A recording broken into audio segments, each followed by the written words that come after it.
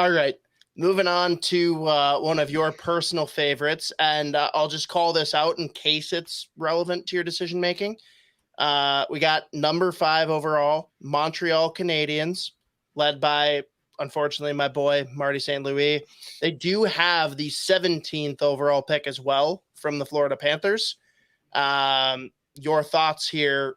What are we doing at 5? Yeah, no, and this is one of the teams too where like they're playing with the house money where they've got this crazy good prospect pool.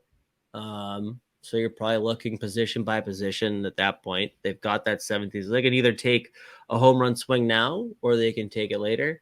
It does seem like with how the NHL covets this guy. Well, I guess we're doing what I would do. Yeah, what would you do?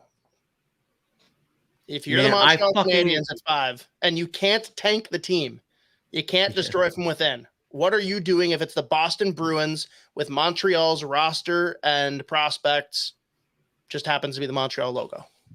Man, like Zach Benson, man, like I fucking love this guy. As a draft -1 on Winnipeg, who at that time, like they had, I think 2 or 3 guys that went first round last year in Geeky, Savoy. Maybe it was just those 2. Lambos is on that team from the year before.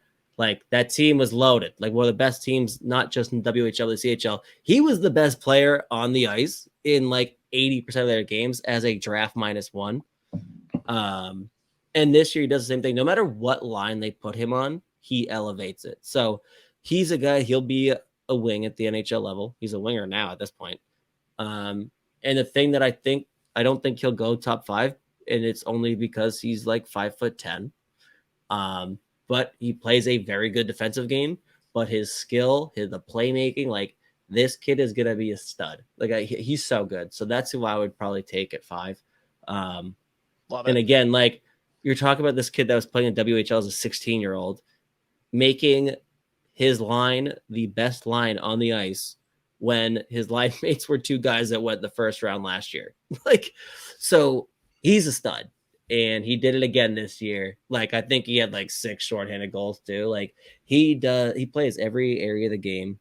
And like another kid where you're not looking at him saying, oh, he's the fastest skater in the world. Like it's realistically, like if you want to find a knock for Zach Benson, there's 2 things. It's the fact that he's not 6 feet tall and that he's not a very good skater.